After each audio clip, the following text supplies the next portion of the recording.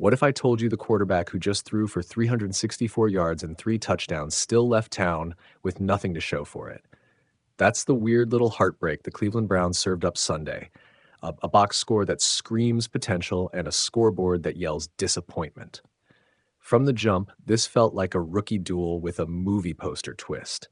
Shedeur Sanders versus Cam Ward, the #1 overall pick. Tennessee struck first, and the Titans looked alive early. A 16-yard connection to Elik Iomanor and a 65-yard touchdown run that immediately put the Browns on their heels. You could see it in the cold air. Cleveland needed a statement, and Shedeur decided to give them one. Almost. The first half was the kind of tape you show to scouts and optimistic GMs. Shedeur threaded a gorgeous touchdown to David Njoku, then uncorked a 60-yard strike to Jerry Jeudy that was the purest highlight throw of the afternoon. Timing, touch, and the kind of downfield vision scouts drool over. By halftime, the Browns carried a 17-14 lead, and the narrative was shifting from, "Who even is this kid?" to, "Wait, could this be real?" Then the second half happened. The reminders that development is still development.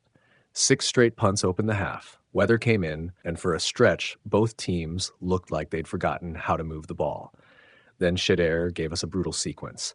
An overthrow that a Tennessee defensive back picked off, and 2 plays later, Tony Pollard scampered in from 32 yards. That one play turned the tide. In a blink, Cleveland went from in control to chasing answers. Here's where the game becomes a lesson plan. Shedeur finished with 364 yards, 3 passing touchdowns, a rushing touchdown, and moments that shouted future starter. He is comfortable taking off, sees the field while moving, and can finish big plays when the pocket collapses. The kind of traits that make defenses miserable. But film also captured the rookie moments. A tipped pass here, a panicky scramble and intentional grounding there, and an interception that directly led to a Tennessee touchdown. Those are the micro errors that add up. And then there was the finish. With 5 minutes left, down 31-17, he willed a drive into life, scrambling for a 7-yard touchdown that felt like a chapter out of a highlight reel. And then he led the Browns on a 7-play, 80-yard march to score again with just over a minute to go. The moment called for a quarterback to tie it and live forever in the mind of every fan. 2 points, clock management, and a decision on who would take the snap. The Browns did something bold and stupid in equal measure. They yanked Shedeur for the 2-point conversion and handed the ball to Quinshon Judkins on a direct snap trick play.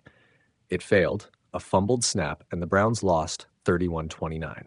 That single moment is the headline, not because the trick play was inherently evil, but because the guy who created the comeback wasn't trusted with the final act. The message landed hard. "We'll let you drive us in, rookie, but we won't let you finish the job." Let's be mercilessly honest about what this means. On one hand, you've got the straight facts. The kid threw for 364 yards. That's the best offensive performance you could have asked from a first-time starter in a messy season.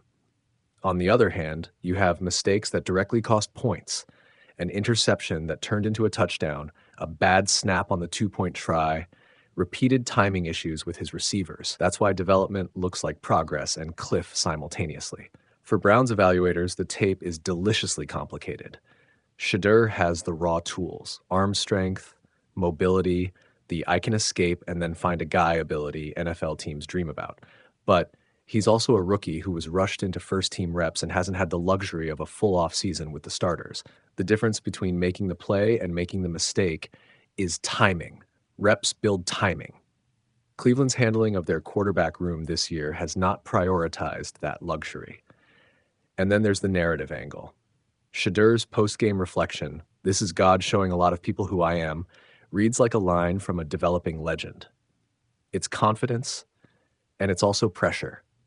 Fans hear it and want to believe. Executives hear it and ask, can the coaching staff give him the protection he needs to grow without blowing the season? That's the duct tape question the Browns face. Let's not gloss over Tennessee here. Cam Ward and this Titans team made plays too. Ward turned a Browns fumble into a lead-extending touchdown and threw efficiently when he needed to. The Titans doubled their wins and showed that even with a fragile roster, they can capitalize on opponent errors. So where do we land? The good news, Shedeur Sanders showed unequaled flashes, big play throws, a clutch late drive, and the kind of improvisational savvy that makes a rookie fun to watch and valuable on film.